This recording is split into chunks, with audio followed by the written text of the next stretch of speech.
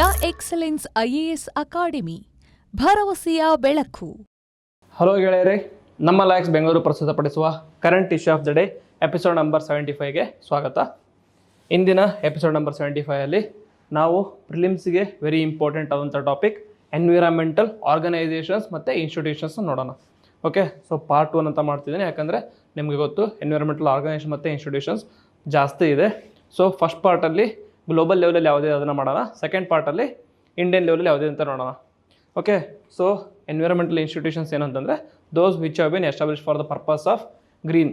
Okay, green ಅಂತಂದರೆ environmental ಪ್ರೊಟೆಕ್ಷನ್ಗಾಗಲಿ sustainable ಡೆವಲಪ್ಮೆಂಟ್ಗಾಗಲಿ ಜೊತೆಗೆ pollution ಅದನ್ನೆಲ್ಲ ಕಂಟ್ರೋಲ್ ಮಾಡೋಕ್ಕೋಸ್ಕರ ಮಾಡಿರೋಂಥ ಆರ್ಗನೈಸೇಷನ್ಸ್ಗೆ ಎನ್ವಿರಾನ್ಮೆಂಟಲ್ ಆರ್ಗನೈಸೇಷನ್ಸ್ ಅವ್ರ ಇನ್ಸ್ಟಿಟ್ಯೂಷನ್ಸ್ ಅಂತ ಕರೀತಾರೆ. ಸೊ ಫಸ್ಟ್ ಇದರಲ್ಲಿ ಪ್ರೀವಿಯಸ್ ಆಗಿ ಆಲ್ರೆಡಿ ಜಾಸ್ತಿ ಕ್ವಶನ್ಸ್ ಕೇಳಿದ್ದಾರೆ, ಸೊ ಅದಕ್ಕೋಸ್ಕರ ಪ್ರೀವಿಯಸ್ ಇಯರ್ ಕ್ವಶನ್ ಮಾಡ್ತಾ ಇಲ್ಲ. ಸೊ ಸಿಲೆಬಸಲ್ಲಿ ಬಂದು GS3 ಎನ್ವಿರಾನ್ಮೆಂಟ್ ಆ್ಯಂಡ್ ಎಕಾಲಜಿಯಲ್ಲಿ ಬರುತ್ತೆ. So without further ado will start with the topic. So environmental ಆರ್ಗನೈಸೇಷನ್ಸಲ್ಲಿ ವೆರಿ ಮೋಸ್ಟ್ ಇಂಪಾರ್ಟೆಂಟ್ ಆರ್ಗನೈಸೇಷನ್ ಯಾವುದಂದರೆ ಯುನೈಟೆಡ್ ನೇಷನ್ಸ್ ಎನ್ವಿರಾನ್ಮೆಂಟ್ ಪ್ರೋಗ್ರಾಮ್ ಅಂತ. Okay, United Nation Environment Programme ಅಂತ.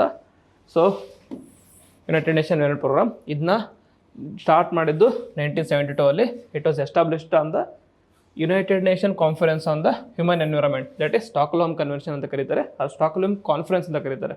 Okay, Stockholm conference ಬೇರೆ, convention ಬೇರೆ, confuse ಆಗಬೇಡಿ. Stockholm conference of 1972 ಅಲ್ಲಿ ಆ ಕಾನ್ಫರೆನ್ಸ್ಗೆ United nation conference on human environment ಅಂತ ಕರೀತಾರೆ. ಆ ಕಾನ್ಫರೆನ್ಸ್ ರಿಸಲ್ಟ್ ಏನಾಯ್ತಂದರೆ it is the establishment of United Nations Environment program.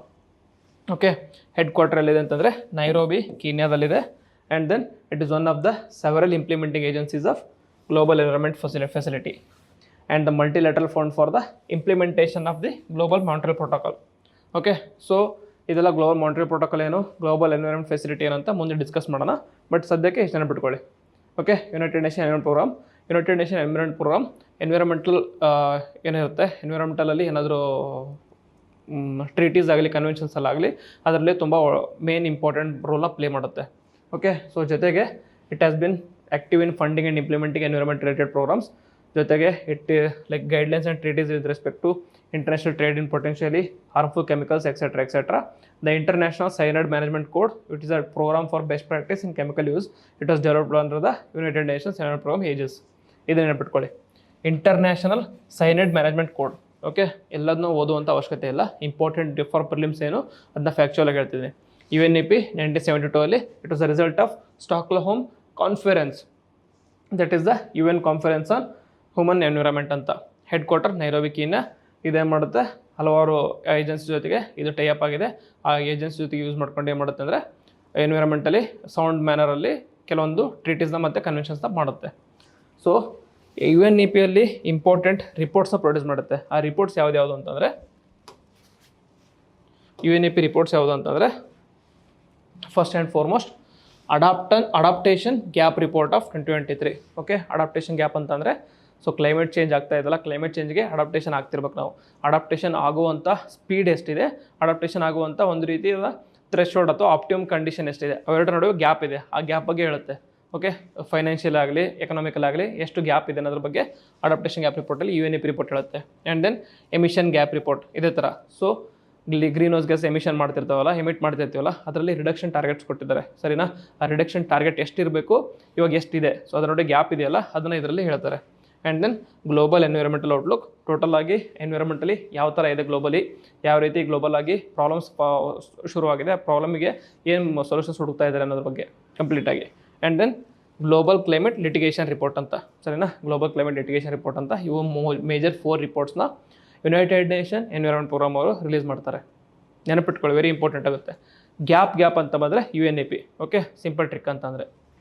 And then overall ಆಗಿ it has 15 environmental agreements under United Nation Environment Programme. Okay, important 15 ಅಗ್ರಿಮೆಂಟಲ್ಲಿ ಯಾವುದು ಅಂತಂದರೆ Bonn convention ಬರುತ್ತೆ, CITES ಬರುತ್ತೆ, ಸ್ಟಾಕ್ಹೋಮ್ ಕನ್ವೆನ್ಷನ್ ಬರುತ್ತೆ, ಬ್ಯಾಸಲ್ ಕನ್ವೆನ್ಷನ್ ಬರುತ್ತೆ, ರಾಟರ್ಡಮ್ convention ಬರುತ್ತೆ, etcetera. ಅದೇನಂತ ಮುಂದೆ ನೋಡೋಣ. ಜಸ್ಟ್ ಹೇಳ್ತಾ ಇದ್ದೀನಿ 15 ಇದೆ ಅಂತಂದರೆ ಅಷ್ಟೊಂದು ವೇರಿಯೇಟ್ಸ್ ಟ್ರೀಟೀಸ್ನ UNEP ಕಡೆ ನಾವು ಮಾಡಿದ್ದೀವಿ ಅಂತ. ಸೊ ವೆರಿ ಇಂಪಾರ್ಟೆಂಟ್ ಆರ್ಗನೈಸೇಷನ್ ಆಗುತ್ತೆ ಅಂತ. ಇದಾದಮೇಲೆ ನೆಕ್ಸ್ಟ್ ವೆರಿ ಇಂಪಾರ್ಟೆಂಟ್ ಆರ್ಗನೈಸೇಷನ್ ಯಾವುದಂದರೆ ವರ್ಲ್ಡ್ ಮೆಟಿಯಾರಲಾಜಿಕಲ್ ಆರ್ಗನೈಸೇಷನ್ ಅಂತ, WMO. Okay, World Meteorological Organisation ಅಂತ. It is one of the principal like agency of United Nations. Okay, World Meteorological Organization is a intergovernmental organization with the membership of 191 member states and territories. Okay, so ದೊಡ್ಡ like very huge level of organisation ಇದೆ, ಇದರಲ್ಲಿ 119 members ಇದ್ದಾರೆ ಅಂತ ಅರ್ಥ. And then it provides framework for the international cooperation in development of meteorology, operational hydrology and practical application. Okay, WM meteorological ಅಂದ ತಕ್ಷಣ ಬರೀ ಮೆಟಿಯೋರಾಲಜಿ ಅಷ್ಟೇ ಅಲ್ಲ, it combines all the three course, that is hydrology, meteorology and land ಬಗ್ಗೆ. ಸರಿನಾ, ಎಲ್ಲದನ್ನು ಇದರಲ್ಲಿ ಕಂಪೇರ್ ಮಾಡ್ತಾರೆ. ಸೊ ವರ್ಲ್ಡ್ ಮೆಟಿಯೋರಾಲಜಿಕಲ್ ಆರ್ಗನೈಸೇಷನ್ ಬಗ್ಗೆ ಇಂಪಾರ್ಟೆನ್ಸ್ ಏನಂತಂದರೆ, ಅವರು ಪ್ರೊಡ್ಯೂಸ್ ಮಾಡುವಂಥ ಇಂಪಾರ್ಟೆಂಟ್ ರಿಪೋರ್ಟ್ಸ್ ಯಾವುದು ಅಂದರೆ, first and foremost the state ಅಂತ ಬಂತಂದರೆ, ಓಕೆ, ಸ್ಟೇಟ್ ಆಫ್ ಅಂತ ಬಂದರೆ WM ಇರುತ್ತೆ. ಓಕೆ, ಸೊ ಅದರಲ್ಲಿ ಮೇಜರ್ ಆಗಿ the state of global climate report, greenhouse gas bulletin, then state of global water resource. Okay, greenhouse gas related ಮತ್ತು state ಅಂತ ಬಂದಾಗ WM. ಸೊ ಟ್ರಿಕ್ ನೆನಪಿಟ್ಕೋಬೇಕಂದ್ರೆ ಈ ಥರ ನೆನಪಿಟ್ಕೊಳ್ಳಿ. And then global atmospheric watch, ಇದು important ಇದೆ, global atmospheric watch. And then air quality and climate bulletin ಅಂತ. ಇದನ್ನೆಲ್ಲ ಯಾರು ಪ್ರೊಡ್ಯೂಸ್ ಮಾಡ್ತಾರೆ ಅಂದರೆ ವರ್ಲ್ಡ್ ಮೆಟಿಯೋರಾಲಜಿಕಲ್ ಆರ್ಗನೈಸೇಷನ್ಸ್. ಸರಿನಾ, ಸೊ ನೆನಪಿಟ್ಕೊಳ್ಳೋಕ್ಕೆ ಟ್ರೈ ಮಾಡಿ. State of global report, state of global water resources and air quality and climate bulletin, ಜೊತೆಗೆ greenhouse gas bulletin and global atmospheric watch ಅಂತ. ಸೊ ಬುಲೆಟಿನ್, ಸ್ಟೇಟ್ ಮತ್ತು greenhouse ಆ ಥರ related ಇದ್ದಿದ್ದು world Meteorological organisation release ಮಾಡ್ತಾರೆ. ಸರಿನಾ, so ರೀಸೆಂಟಾಗಿ 2023 global greenhouse gas watch ಅಂತ ರಿಲೀಸ್ ಮಾಡಿದ್ದಾರೆ. 2023 it is the new greenhouse gas monitoring initiative. ಸರಿನಾ, ಸೊ ಮುಂಚೆ ಏನಿತ್ತು ಗ್ಲೋಬಲ್ ಅಟ್ಮಾಸ್ಫಿಯರಿಕ್ ವಾಚ್ ಇತ್ತು. ಸೊ ಅದೇ ಥರ ಇವಾಗ ಅಟ್ಮಾಸ್ಫಿಯರ್ ಜೊತೆಗೆ ಅಟ್ಮಾಸ್ಫಿಯರಲ್ಲಿ ಗ್ರೀನ್ ಹೌಸ್ ಗ್ಯಾಸ್ನ ಮಾನಿಟರ್ ಮಾಡೋದಕ್ಕೋಸ್ಕರ ಗ್ರೀನ್ ಹೌಸ್ ಗ್ಯಾಸ್ ವಾಚ್ ಅಂತ ರಿಲೀಸ್ ಮಾಡಿದ್ದಾರೆ. ಯಾರು? World Meteorological Organisation. ಇದು ಇಂಪಾರ್ಟೆಂಟ್ ಆಗುತ್ತೆ ವರ್ಲ್ಡ್ ಮೆಟಿಯೋರಾಲಜಿಕಲ್ ಆರ್ಗನೈಸೇಷನ್ ಅದು. ಸೊ ವರ್ಲ್ಡ್ ಮೆಟಿಯೋರಾಲಜಿಕಲ್ ಆರ್ಗನೈಸೇಷನ್ ಕೆಳಗಡೆನೆ IPCC ಬರುತ್ತೆ, International Panel on climate change ಅಂತ. ಆ IPCC ಏನು ಮಾಡುತ್ತೆ ಅಂದರೆ ಅಸೆಸ್ಮೆಂಟ್ ರಿಪೋರ್ಟ್ಸ್ನ ಪ್ರೊಡ್ಯೂಸ್ ಮಾಡುತ್ತೆ. Assessment reports, okay, IPCC assessment reports very important ಇರುತ್ತೆ. ಈ ಅಸೆಸ್ಮೆಂಟ್ ರಿಪೋರ್ಟ್ಸ್ನ IPCC ಏನು ಮಾಡುತ್ತೆ ಅಂದರೆ IPCC ಅವರು ಲೈಕ್ ಮೇಜರ್ ಡಾಟಾ ಪ್ರೆಸೆಂಟ್ ಇರುತ್ತಲ್ಲ, ಆ ಡಾಟಾನ ಸ್ಟಡಿ ಮಾಡಿ ರಿಪೋರ್ಟ್ನ ಪ್ರೊಡ್ಯೂಸ್ ಮಾಡುತ್ತೆ. ಹಾಗಂತ ಅವರೇ ಖುದ್ದಾಗಿ ಹೋಗಿ ಡಾಟಾನ ಕಲೆಕ್ಟ್ ಮಾಡ್ತಾರೆ ಅಂದರೆ ಸ್ಟೇಟ್ಮೆಂಟ್ ರಾಂಗ್ ಆಗುತ್ತೆ. ಸರಿನಾ, ಅವರು ಡಾಟಾನ ಅವರೇ ಕಲೆಕ್ಟ್ ಮಾಡ್ಕೊಳ್ಳೋದಿಲ್ಲ. ಏನಿದ್ರು ಬೇರೆ ಎಲ್ಲಾದರೂ ಕಲೆಕ್ಟೆಡ್ ಡಾಟಾ ಇರುತ್ತಲ್ಲ, ಅದನ್ನು ಸೊಫಿಸ್ಟಿಕೇಟೆಡ್ ಸ್ಟಡಿ ಮಾಡಿ ಅದನ್ನು ಅನಲೈಸ್ ಮಾಡಿ ರಿಪೋರ್ಟ್ನ ಪ್ರೊಡ್ಯೂಸ್ ಮಾಡ್ತಾರೆ. ಯಾರು? IPCC ಅವರು. ಅದಕ್ಕೆ ಅಸೆಸ್ಮೆಂಟ್ ರಿಪೋರ್ಟ್ ಅಂತ ಕರೀತಾರೆ. ಅದಕ್ಕೆ ವೆರಿ ಇಂಪಾರ್ಟೆಂಟ್ ಆಗುತ್ತೆ. ಸೊ ಇದು ವರ್ಲ್ಡ್ ಮೆಟಿಯೋರಾಲಜಿಕಲ್ ಆರ್ಗನೈಸೇಷನ್ ಆಯಿತು. ಇದಾದಮೇಲೆ ಬರೋದ ಅಂತಂದರೆ important organisation World Nature Organisation ಅಂತ. ಅಷ್ಟೊಂದು ಇಂಪಾರ್ಟೆಂಟ್ ಅಲ್ಲ. It was founded in 2010 found ಮಾಡಿದಂತೆ. It addresses the critical challenges of global threat to soil, oceans and forest and clean oil. Okay, ಅಷ್ಟೇ ಇರೋದು, ಅದಕ್ಕಿಂತ ಜಾಸ್ತಿ ಇಂಪಾರ್ಟೆಂಟ್ ಇಲ್ಲ. ನೆಕ್ಸ್ಟ್ ಬರೋದು ಇಂಪಾರ್ಟೆಂಟ್ ಆರ್ಗನೈಸೇಷನ್ ಇದೆ, that is World Wide Fund for Nature ಅಂತ, WWF. Okay, world Wide Fund for Nature ಅಂತ. It was an intergovernmental organisation founded in 1961 found ಮಾಡಿದ್ರು. ಇದನ್ನು ಫೌಂಡ್ ಮಾಡೋದಕ್ಕೆ ಮೇಜರ್ ಕಾಂಟ್ರಿಬ್ಯೂಟರ್ ಅಂತಂದರೆ IUCN ಅಂತ ಒಂದಿತ್ತು, ಅವ್ರು ಹೆಲ್ಪ್ ಮಾಡಿದ್ರು ಇದನ್ನು ಫೌಂಡ್ ಮಾಡೋದಕ್ಕೋಸ್ಕರ. ಸೊ ಇದೇನಂತಂದರೆ it is an international non governmental working in the field of wilderness preservation and the reduction of humanity's footprint in green like environment. ಸರಿನಾ, ಎನ್ವಿರಾನ್ಮೆಂಟಲ್ಲಿ ಫುಟ್ಪ್ರಿಂಟ್ನ ಕ್ರಾಸ್ ಮಾಡೋದಕ್ಕೆ ಬಿಡೋದಿಲ್ಲ. ಫುಟ್ಪ್ರಿಂಟ್ ಅಂದರೆ ಏನಂತಂದರೆ ಲೈಕ್ ಒಂದು ಕೆಪಾಸಿಟಿ ಇರುತ್ತೆ ಯಾವುದೋ ಒಂದು ಎನ್ವಿರಾನ್ಮೆಂಟ್ ಅಥವಾ ಲೈಕ್ ಯಾವುದೋ ಒಂದು ರಿಸೋರ್ಸ್ಗೆ ಒಂದು ಕೆಪಾಸಿಟಿ ಇರುತ್ತೆ. ಸರಿನಾ, ಆ ಕೆಪಾಸಿಟಿ ಏನಂತಂದರೆ ಏನಾದರೂ ಒಂದು ಫುಟ್ಪ್ರಿಂಟ್ ಏನಂತಂದರೆ ಯಾವುದಾದ್ರೂ ಒಂದು ಕೆಲಸಕ್ಕೆ ಎಷ್ಟು ಎನ್ವಿರಾನ್ಮೆಂಟಲ್ ರಿಸೋರ್ಸ್ನ ಯೂಸ್ ಮಾಡ್ಕೋತೀವಲ್ಲ ಅದಕ್ಕೆ ಫುಟ್ಪ್ರಿಂಟ್ ಅಂತ ಕರಿತೀವಿ. ಸರಿನಾ, ಸೊ ಆ ಫುಟ್ಪ್ರಿಂಟ್ ಅಂತ ಕರಿತೀವಿ. ಆ ಫುಟ್ಪ್ರಿಂಟ್ನ ಎಫಿಷಿಯೆಂಟಾಗಿ ಯೂಸ್ ಮಾಡ್ಕೊಳ್ಳೋದಕ್ಕೋಸ್ಕರ ಲೈಕ್ WWF ಅವರು ಹೊರಡ್ತಾರೆ. ಸರಿನಾ, ಅರ್ತ್ ಓವರ್ಶೂಟ್ ಡೇ ಅಂತ ಮಾಡ್ತಾರೆ. ಓವರ್ಶೂಟ್ ಡೇ ಅಂತಂದರೆ ಯಾವಾಗ ಫುಟ್ಪ್ರಿಂಟ್ ಇರುತ್ತಲ್ಲ ಆ ಫುಟ್ಪ್ರಿಂಟ್ ಏನಾದರೂ ಕೆಪಾಸಿಟಿನ ಕ್ರಾಸ್ ಮಾಡ್ತಂದರೆ ಅವತ್ತಿನ ದಿನಕ್ಕೆ ಓವರ್ಶೂಟ್ ಡೇ ಅಂತ ಕರೀತಾರೆ. ಕೆಪಾಸಿಟಿ ಅಂದರೆ ನೀವು ಎಷ್ಟು ರಿಸೋರ್ಸ್ನ ಯೂಸ್ ಮಾಡ್ಕೊತೀರಲ್ಲ ಆ ರಿಸೋರ್ಸ್ನ ರೀಪ್ಲೇಸ್ ಮಾಡುವಂಥ ಕೆಪಾಸಿಟಿ ಇರುತ್ತೆ. ಆ ರೀಪ್ಲೇಸ್ ಮಾಡುವಂಥ ಕೆಪಾಸಿಟಿನ ಕ್ರಾಸ್ ಮಾಡಿದಾಗ ಫುಟ್ಪ್ರಿಂಟ್ ಏನಾದರೂ ಆ ಕೆಪಾಸಿಟಿನ ಕ್ರಾಸ್ ಮಾಡಿದಾಗ ಅವತ್ತು ಓವರ್ಶೂಟ್ ಡೇ ಅಂತ ಕರೀತಾರೆ. ಅದನ್ನು overshoot like global overshoot network ಅಂತ ಏನೋ ಇದೆ, ಅವರು ರಿಲೀಸ್ ಮಾಡ್ತಾರೆ ಇಯರ್ಲಿ. ಸೊ ಇದು ವರ್ಲ್ಡ್ ವೈಡ್ ಫಂಡ್ ಆಯಿತು. ವರ್ಲ್ಡ್ ವೈಡ್ ಫಂಡ್ ಅವ್ರದ್ದು ಇನ್ನೊಂದು ಇಂಪಾರ್ಟೆಂಟ್ ಇನಿಷಿಯೇಟಿವ್ ಅಂತಂದರೆ ಅರ್ತ್ ಅವರ್ ಅಂತ ಮಾಡ್ತಾರೆ. ಅರ್ತ್ ಅವರ್ ಅಂತ ಅಂದರೆ ಅವತ್ತಿನ ದಿನ 1 hour ವರ್ಲ್ಡಲ್ಲಿ ಕಂಪ್ಲೀಟಾಗಿ ಎಲೆಕ್ಟ್ರಿಕಲ್ ಅಪ್ಲಯನ್ಸಸ್ ಅಥವಾ ಎಲೆಕ್ಟ್ರಿಕಲ್ ಲೈಟ್ ಏನಿರುತ್ತಲ್ಲ ಅದೆಲ್ಲ ಆಫ್ ಮಾಡಬೇಕಂತ. ಸರಿನಾ, ಆಫ್ ಮಾಡಿ ಅಂದರೆ ಎಲ್ಲದನ್ನು ಅಂತಂದರೆ ಲೈಕ್ ಹಾಸ್ಪಿಟಲ್ ಇರೋದೆಲ್ಲ ಇಂಪಾರ್ಟೆಂಟ್ ಇರುತ್ತಲ್ಲ ಅದನ್ನೆಲ್ಲ ಆಫ್ ಮಾಡೋದಂತಲ್ಲ, ಯಾವುದು ಅನ್ಎಸೆನ್ಷಿಯಲ್ ಇರುತ್ತಲ್ಲ ಅನ್ಎಸೆನ್ಷಿಯಲ್ ಇರೋದನ್ನೆಲ್ಲ ಆಫ್ ಮಾಡಿ ಅರ್ಥನ ಕೂಲ್ ಆಗಿಬಿಡಿ ಅಂತ. ಅದು ಅವ್ರು ಇಂಪಾರ್ಟೆಂಟ್ ಇನಿಷಿಯೇಟಿವ್ ಅದನ್ನು ತೊಗೊಂಬಂದಿದ್ದಾರೆ ಅಂದರೆ WWF. ಸರಿನಾ. ಈ WWF ಅವರು IUCN ಜೊತೆಗೆ ಸೇರಿಕೊಂಡು IUCN ಮತ್ತು WWF ಅವ್ರು ಸೇರಿಕೊಂಡು ಇನ್ನೊಂದು ಯಾವ್ದು ಮಾಡಿದ್ದಾರೆ ಅಂದರೆ ಟ್ರಾಫಿಕ್ ಅಂತ. ಸರಿನಾ. ಟ್ರಾಫಿಕ್ ಯಾಕೆ ಅಂತಂದರೆ ಸೊ ಯಾವುದಾದ್ರೂ ಎಂಡೇಂಜರ್ ಸ್ಪೀಸೀಸ್ ಇರುತ್ತಲ್ಲ, ಆ ಎಂಡೇಂಜರ್ ಸ್ಪೀಸೀಸ್ ಅಥವಾ ಬೇರೆ ಬೇರೆ ರೀತಿಯ ಸ್ಪೀಸೀಸ್ನ ಟ್ರಾನ್ಸ್ಮೌಂಟ್ರಿ ಮೂವ್ಮೆಂಟ್ ಅಥವಾ ಟ್ರೇಡ್ ಮಾಡ್ತಿರ್ತಾರಲ್ಲ, ಆ ಟ್ರೇಡ್ನ ಓವರ್ಲುಕ್ ಮಾಡೋಕ್ಕೋಸ್ಕರ ಟ್ರಾಫಿಕ್ ಅಂತ ಒಂದು ಆರ್ಗನೈಸೇಷನ್ಸ್ ಸ್ಟಾರ್ಟ್ ಮಾಡಿದ್ರು. ಯಾರ್ಯಾರು? ವರ್ಲ್ಡ್ ವೈಡ್ ಫಂಡ್ ಮತ್ತು IUCN. ಓಕೆ, ಸೊ ಬಯೋಡೈವರ್ಸಿಟಿ ಬರುತ್ತೆ, ಅವಾಗ ಡೀಟೇಲಾಗಿ ಹೇಳ್ತೀನಿ, ಇವಾಗ ಎಷ್ಟು ನೆನಪಿಟ್ಕೊಳ್ಳಿ. ಇದಾದಮೇಲೆ ಬರುವಂಥ ಇಂಪಾರ್ಟೆಂಟ್ ಆರ್ಗನೈಸೇಷನ್ ಅಂತಂದರೆ united nation forum on forest ಅಂತ. ಸರಿನಾ. 2000 ಇದನ್ನು ಎಸ್ಟಾಬ್ಲಿಷ್ ಮಾಡಿದ್ರು. ಸೊ ಓಲ್ಡ್ ಆಗಿದೆ, ಅಷ್ಟೊಂದು ಇಂಪಾರ್ಟೆಂಟ್ ಅಲ್ಲ ನಮಗೆ. ಇದು ನ್ಯೂಸಲ್ಲೂ ಕೂಡ ಅಷ್ಟೊಂದಿಲ್ಲ, ಸೊ ಅಷ್ಟೊಂದೇನು ಇಂಪಾರ್ಟೆಂಟ್ ಅಲ್ಲ. ನೆನ್ಪಿಟ್ಕೊಳ್ಳಿ ಯಾವಾಗ ಅಂತಂದರೆ it was founded by the Economic and Social Council of United Nations, that is ECOSOC, which is a principal organ of United Nations.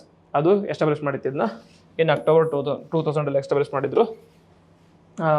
Forum as a universal membership and is comprised of all the member states of United Nations and specialised agencies.